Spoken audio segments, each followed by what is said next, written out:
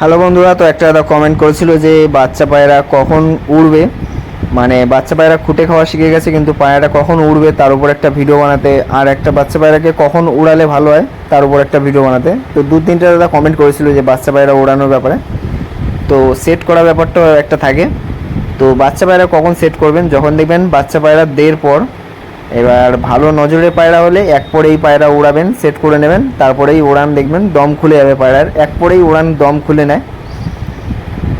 তো যার পায়রা যেরকম ওড়ে, যদি আপনি বাচ্চা পায়রা সেট করেন তাহলে কি করবেন, খাঁচায় আটকে রেখে আশেপাশে 4-5টা বাড়ির যেগুলো কম ওড়ে সেই পায়রা ছেড়ে রাখবেন, তাদের সাথে ছেড়ে দেবেন। তার আগে পায়রাকে 10-12 দিন খাঁচায় আটকে রেখে সেই পায়রাকে, ওই পায়রাগুলোকে একটা উঁচু জায়গায় রেখে দেবেন, তাহলে কি হবে, ও এরিয়াটা দেখে নেবে। আর এই বাচ্চা পায়রাটা আমাকে বাজ পাখিতে মেরে ফেলেছে। এই যে এই বাচ্চা পায়রাটা, কপাল এতটা খারাপ, এই বাজ পাখিটা মানে পায়রাটাকে বাজ পাখিতে মেরে দিয়েছিল। তো এই দেখেন বাচ্চাটাকে ছেড়ে দিলাম এই প্রথমবার, মানে প্রথম দিন ছাড়লাম আমি। এগুলো দুপর আড়াই পর এরকম বয়স থেকে বাচ্চাগুলো ছেড়ে দিই। আর এই পায়রার দুর্দর্শ নজর, এক পরও যদি বাচ্চা পায়রা বেরিয়ে যায় তাও রিটার্ন করে। এটা হলো ব্রেকআপ জেনারেশন, যে একটা নর পায়রার সাথে 3টে মাদি পায়রা জোড়া দিই, সেই পায়রা বাচ্চা। মানে এদের নজর বিশাল, আর এই কালাঙ্কারও প্রচুর নজর। এই পায়রা দুটো ছেড়ে রেখেছি, এদের ডিম আছে।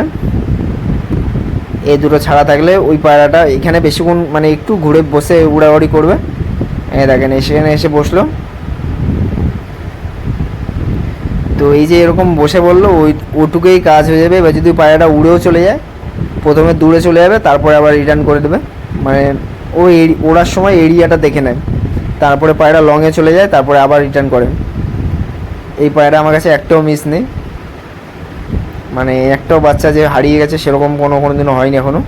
এত নজর এই পায়রাগুলো, এক পরেই হয়ে যায়, সেট হয়ে যায়। তো ছাড়ার সময় পায় না খালি পায়রাগুলোকে, মানে একদিন পরেও আসতে পারে, 2 দিন পরেও আসতে পারে, 4 দিন পরেও আসতে পারে, কিন্তু বাড়িতে রিটার্ন করবেই যদি বেঁচে থাকে এই পায়রাটা। এই যে এই আবলুক পায়রাগুলো, কালাঙ্কা পায়রা আর মুন্ডু সাদাই, 3টে পায়রাই ওরকম, মানে সহজে কারো বাড়িতে বসতে চায় না।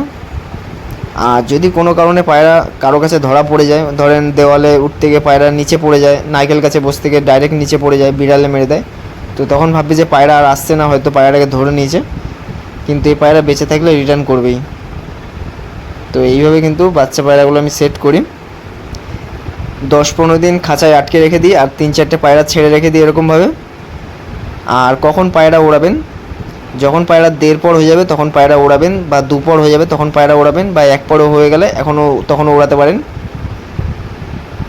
তো যখন দেখবেন পায়রার দশক কমপ্লিট হয়ে যায় তখন পরেও উড়াতে পারেন, পায়রাকে সেট করে রাখবেন, দশক কমপ্লিট করবে তারপরে উড়াবেন। তো এই দেখেন পায়রাটা কত সুন্দর ছিল, কিন্তু পায়রাটাকে বাজ পাখিতে মেরে ফেলেছে। এই দুটো বাচ্চা পায়রাই ছেড়ে দিলাম। দেখেন এই একটা বাচ্চা, এই একটা বাচ্চা, এটা হলো এক সেটের বাচ্চা, এখন একটা আছে। তো দেখেন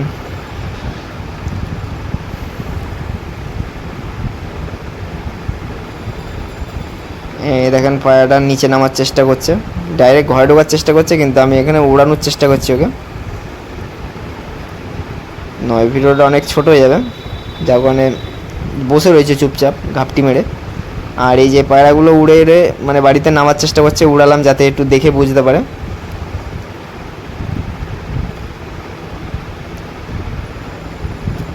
তো যাই হোক, এই পায়রাগুলো সব সেট হয়ে গেছিলো, তারপরে আমি পায়রাগুলোকে উড়িয়েছিলাম, এই যে উড়ে গেল একটা। আর তারপরেই পায়রাটাকে 2-2.5 ঘন্টা মতো উড়ছিল, পায়রাটাকে বাজ পাখিতে মেরে ফেলে উপর থেকে। এত গরমের মধ্যেও পায়রা বাজ পাখিতে অ্যাটাক করে দিয়েছে। ওই দেখেন বাচ্চাটা উঠছে, হাইটে গেছে একটু। তো ভিডিওটা কেমন লাগলো জানাবেন, এক পর দেড় পর হলেই পায়রা বাচ্চা আপনি উড়াতে পারেন। তো আজকের মতো এই অবধি।